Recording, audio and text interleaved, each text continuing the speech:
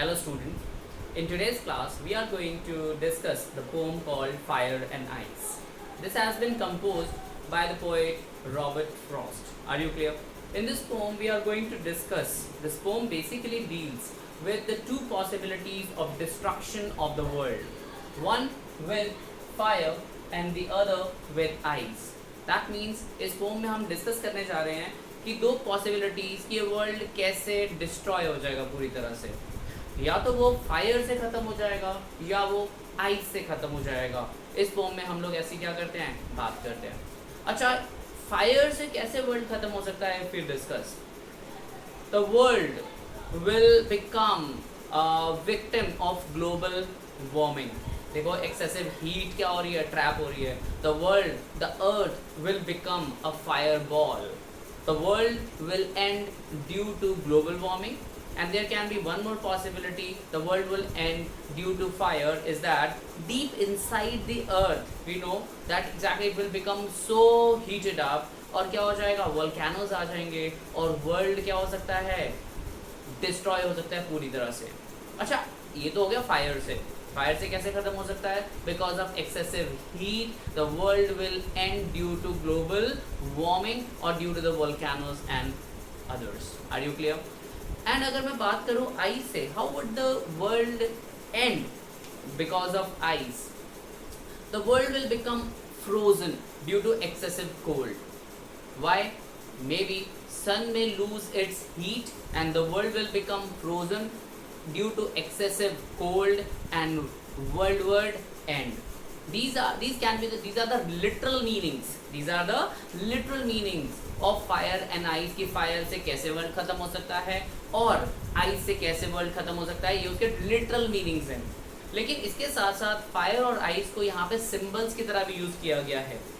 Literal meaning तो क्या है, फायर से वर्ल्ड कैसे खत्म हो जाएगा, हमने अभी डिस्कस किया. Because of excessive heat there would be global warming and the world will come to an end. And ice का लिटरल मीनिंग क्या है, because the world will become a frozen place due to excessive cold. Next, अब हम बात कर रहे हैं fire और आइस को सिम्बॉलिकली डिस्कस करते हैं उसके. तो फायर और आइस से कैसे वर्ल्ड सिम्बॉलिकली खत्म हो सकता है. Symbol fire, what is the fire symbolic of. यहाँ पे फायर सिंबलाइज करता है किसको, फायर सिंबलाइज करती है हमारे स्ट्रॉन्ग पैशंस को, स्ट्रॉन्ग डिजायर्स को. फॉर एग्जाम्पल हमारे एंगर को, हमारे रुथलेसनेस को, क्रुएलिटी को, ब्रूटैलिटी को, ग्रीड को. फायर किसको सिंबलाइज करता है यहाँ पे, फायर किसको रेफर किया गया यहाँ पे, किसको सिंबलाइज करता है फायर यहाँ पे हमने डिस्कस किया, violent passions like strong desire, greed, ruthlessness, cruelty, anger, lust. उससे वर्ल्ड खत्म हो सकता है. और आइस को भी यहाँ पे सिंबॉलिकली रेफर किया गया है. आइस क्या होता है, एक्सेसिव कोल्ड. तो हम लोग यहाँ पे आइस में जब बात कर रहे हैं आइस के बारे में, we are talking about cold feelings. यहाँ पे फायर जैसे सिंबलाइज करती है एंगर और हेट्रेड, एंगर को और रुथलेसनेस को, यहाँ पे आइस रेफर किया गया है. आइस सिंबलाइज करता है हेट्रेड को, कोल्ड फीलिंग्स को, इंडिफरेंस को, इनसेंसिटिविटी को, सेल्फ सेंटर्डनेस को. जब हम अपना सोचने लगे हैं, हमारे मन में इतनी जेलसी और हेट्रेड आ गया है, उससे भी तो वर्ल्ड खत्म हो सकता है. तो ये दो पॉसिबिलिटीज हैं. Possibilities, these are the two possibilities of destruction of the world. छोटी सी पोम है, 9 लाइन्स की ये पोम है, रॉबर्ट फ्रॉस्ट ने कंपोज करी है, 2 स्टैंजास यूज किए गए हैं. तो उसको एग्जैक्टली देखते हैं, रीड करते हैं और यही कॉन्सेप्ट हैं जो हम लोग डिस्कस करने जा रहे हैं, जो मैंने अभी आपके साथ क्या करे हैं, डिस्कस करे हैं. Are you clear with this? देखते हैं क्या लाइन्स गिवन है हमें इस पोम के अंदर. Some say the world would end in fire. Some say यानी some people say, some people are of the view, scientists are of the view, people are of the view. Some say the world would end in fire. कुछ लोग कहते हैं कि world खत्म हो जाएगा किससे, फायर की वजह से. सम से इन आइस, और कुछ कहते हैं किसकी वजह से खत्म हो जाएगा, आइस की वजह से. From what I have tested of desire. यहाँ आई किसको रेफर किया गया है, पोएट को. तो पोएट कहता है और from what I have tested, I have tested of desire, I have tested of desire. That mean tested of का यहाँ पे मतलब क्या है, poet is talking by his own personal experiences and observations, क्योंकि उसने भी तो देखी है ना excessive desire. यहाँ पे पॉइंट कहता है from what I have tested of desire, जहाँ तक मैंने फायर को डिजायर्ड को क्या किया है, टेस्ट किया है, यानी कि मेरा जो पर्सनल एक्सपीरियंस है किसके रेफरेंस में, डिजायर के, जो किसको रेफर करता है, हमारे अनकंट्रोल्ड पैशंस को, हमारे एग्जैक्टली एंगर को, लस्ट को। क्या था पॉइंट, मतलब ज्यादा मेरा पर्सनल व्यू पॉइंट है। दो व्यू पॉइंट्स हैं कि कुछ कहते हैं लोग वर्ल्ड फायर से खत्म हो जाएगा, कुछ लोग कहते हैं वर्ल्ड आइस से खत्म हो जाएगा, लेकिन पॉइंट बोलता है मेरा जो पर्सनल एक्सपीरियंस या ऑब्जर्वेशंस हैं अबाउट डिजायर, तो मुझे लगता है मैं उनके साथ हूँ, मैं उनके साथ एग्जैक्टली अपना व्यू पॉइंट रखता हूँ, किनके साथ, जो कहते हैं वर्ल्ड खत्म हो जाएगा किसमें, फायर की वजह से। किसकी वजह से, फायर की वजह से। Are you clear? पॉइंट का व्यू पॉइंट है फायर की वजह से वर्ल्ड क्या हो जाएगा, खत्म हो जाएगा। समझ आ गया मेरे ख्याल से? एक बार थोड़ा सा देख लेते हैं दोबारा से। Some say the world will end in fire. Fire किसको रेफर किया गया यहाँ पे, boiling passions like desire, anger, cruelty, brutality. Are you clear? Some say world would end in ice. Ice किसको रेफर किया गया है, हेट्रेड और इंडिफरेंस को, इनसेंसिटिविटी को और सेल्फ सेंटर्डनेस को। Are you clear? लेकिन पोएट का अपना पर्सनल व्यू पॉइंट क्या है कि पोएट ये बिलीव करता है कि वर्ल्ड फायर की वजह से खत्म हो जाएगा। ये है हमारा फर्स्ट स्टैंजा। सेकंड स्टैंजा पे आते हैं हम लोग। राइट, सेकंड स्टैंजा में हमें क्या गिवन है, but it had to, if it had to perish twice. अगर इट यहाँ पे वर्ल्ड रेफर किया गया वर्ल्ड को, इट किसको रेफर किया गया यहाँ पे, वर्ल्ड को।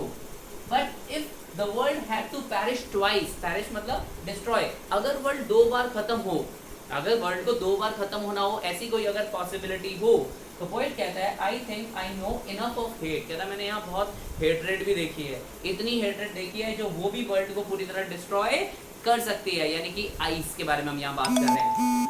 But if it had to perish twice, अगर वर्ल्ड को दो बार खत्म होना है, तो आई थिंक पोएट कहता है कि वर्ल्ड हेट्रेड की वजह से, जेलेसी की वजह से, सेल्फ सेंटर्डनेस की वजह से भी खत्म हो सकता है, क्योंकि इतनी हेट्रेड, इतनी जेलेसी है, क्योंकि लोगों के मन से लव, काइंडनेस जैसी फीलिंग्स खत्म होती चली जा रही हैं और एक दूसरे के लिए हेट्रेड और जेलेसी जैसी फीलिंग आ गई है, सेल्फ सेंटर्डनेस आ गया है। तो इतना सेल्फ सेंटर्डनेस है, इतनी हेट्रेड है, इतनी इनफ हेट्रेड है कि वर्ल्ड उसकी वजह से भी डिस्ट्रॉय हो सकता है। पोएट का ये बिलीफ है। To say that for destruction the ice is also great. ice भी exactly क्या है, बहुत है, इतनी grand है, इतनी enough है कि वो पूरे world को क्या कर सकती है, खत्म कर सकती है। and word surface, that means sufficient, यानी कि ice भी इतनी, हेट्रेड भी इतनी, जेलेसी भी इतनी ज़्यादा है, आई अग्री। पोएट कहता है कि वो भी इतनी सफिशिएंट है कि वो भी वर्ल्ड को पूरा क्या कर सकती है, फिनिश कर सकती है। तो इस दो स्टैंजास के अंदर हमने देखा कौन सी, the two possibilities how the world would come to an end, fire and ice. Fire किसको सिंबलाइज करता था यहाँ पे, हमारे एंगर और लस्ट को, और आइस किसको रेफर किया गया था यहाँ पे, हेट्रेड और जेलेसी, दोनों की वजह से वर्ल्ड क्या हो सकता है, पोएट कहता है फिनिश हो सकता है। ये छोटी सी और सिंपल सी पोएम है, आई होप आपको समझ में आ गई होगी यहाँ तक। अब इसके साथ साथ मुझे एग्जैक्टली इसकी पोएटिक डिवाइसेस आपके साथ डिस्कस करनी है, तो वो एक बार देख लेते हैं, फिर पोएम को क्या करते हैं, वाइंड अप करते हैं। Are you clear? तो यहाँ पे गिवन है, देखो एक चीज, सम से में एस साउंड रिपीट हो रहा है, तो ये कौन सी फिगर ऑफ स्पीच है, एलिटरेशन। कौन सी फिगर ऑफ स्पीच है, एलिटरेशन। यहाँ पे एस का साउंड रिपीट हुआ है और वर्ल्ड वुड, इसी लाइन में ही दोबारा से W का साउंड भी रिपीट हो रहा है। जब भी साउंड कोई रिपीट होता है उसे हम क्या बोलते हैं, एलिटरेशन। तो यहाँ पे एक एलिटरेशन यहाँ यूज हुआ है, फेवर फायर, यहाँ पे हम देखेंगे फेवर फायर, यहाँ पे भी क्या यूज हुआ है, एलिटरेशन यूज हुआ है। Are you clear? तो एलिटरेशन, रेपिटेशन ऑफ साउंड, तो ये दो एग्जांपल्स हैं जिसमें एलिटरेशन यूज हुआ है इस पोएम में।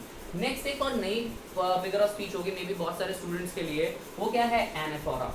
यहाँ पे इस पोएम में एनाफोरा यूज हुआ है। You know what anaphora is? देखो, सम से यानी कोई भी अगर वर्ड या कोई एक फ्रेज, वर्ड या फ्रेजेस जो बिगिनिंग ऑफ द लाइन में आता है और वही सेम वर्ड या फ्रेज नेक्स्ट लाइन में भी रिपीट हो जाए, तो उसे हम लोग एनाफोरा बोलते हैं। फॉर एग्जाम्पल जैसे यहाँ सम से और अगली लाइन भी किससे स्टार्ट हो रही है, सम से, लेकिन थर्ड लाइन भी स्टार्ट हो रही है, तो इन दोनों की वजह से वो क्या है, एनाफोरा है। Are you clear? जब दो लाइन्स के फर्स्ट वर्ड या एग्जैक्टली फर्स्ट फ्रेजेस सेम होते हैं in the beginning of the lines, तो उसे हम लोग बोलते हैं एनाफोरा। तो यहाँ सम से और सम से की वजह से कौन सी फिगर ऑफ स्पीच है स्टूडेंट्स, एनाफोरा। समझ आ गया ये भी? उसके अलावा एक और फिगर ऑफ स्पीच यहाँ यूज हुई है, दैट इज कॉल्ड एनजेमिन। एनजेमिन क्या होता है आपको शायद हमने पहले भी डिस्कस किया है। एंजाइममेंट क्या होता है?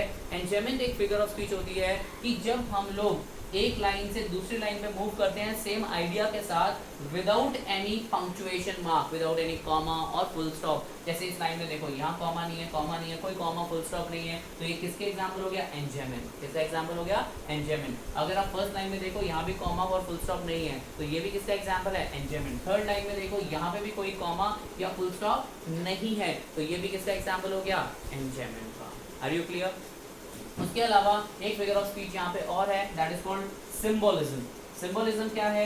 जब हम लोग कुछ सिंबल्स यूज करते हैं कोई आइडिया को रिप्रेजेंट करने के लिए, जैसे यहाँ पे हमने फायर को सिंबलाइज किया था, आइस को सिंबलाइज किया है, तो that's why exactly it is a figure of speech called symbolism. I think exactly आपको समझ आ गया होगा ये सारे फिगर ऑफ स्पीच भी। और लास्ट चीज डिस्कस कर रहे हैं हम लोग क्या? Rhyme scheme. राइम स्कीम हम लोगों ने देखा फर्स्ट स्टैंजा है। राइम स्कीम निकालने के लिए आपको लाइंस के एंडिंग देखनी पड़ती है। जैसे यहाँ पे क्या गिवन है हमें? फायर। हमेशा एग्जैक्टली फर्स्ट लाइन को क्या नेम करते हैं? ए। सेकंड लाइन की लास्ट वर्ड क्या? आइस। ये इससे राइम नहीं करता तो इसको हम नेम करेंगे बी। और थर्ड लाइन डिजायर, वो फायर से राइम करता है। फायर के लिए हम लोग ए यूज किया था, तो डिजायर के लिए भी। और अगली लाइन में भी क्या है? फायर है। तो ये तीनों आपस में क्या करते हैं? राइम करते हैं। तो ए ए ए, लेकिन बीच में कौन है? आइस भी है, जो राइम नहीं करता वो बी। तो क्या बन गया? ए बी राइम स्कीम है फर्स्ट स्टैंजा की, लेकिन सेकंड स्टैंजा में 5 लाइंस हैं तो उसकी राइम स्कीम थोड़ी लाइक डिफरेंट है। लेकिन ज़्यादातर ऐसी पोम्स होती हैं जिनकी राइम स्कीम हमेशा सेम रहती है, लेकिन इसकी क्या है? सेकंड स्टैंजा की राइम स्कीम डिफरेंट है। कैसे? ये देखो, ट्वाइस ए, हेट राइम नहीं करता बी, आइस ट्वाइस से राइम करता है बी, और ग्रेट, ग्रेट में क्या आ गया? एग्जैक्टली ग्रेट राइम करता है हेट से, तो उसको हमने बी नेम किया था। और सफिक्स तो क्या है? वो आई से राइम करता है, तो क्या हो जाएगा? ए। तो rhyme scheme is A B A of the second stanza. I think exactly आपको ये पोम क्लियर होगी। 1 से 2 बार वीडियोस को ध्यान से देखो। मैं आपको नोट्स भी इसके क्या कर दूंगा? सेंड कर दूंगा, और इसकी पिक्चर भी आपको क्लिक करके भेज दूंगा, आपके लिए और इजी हो जाएगा। Okay, good bye, thank you.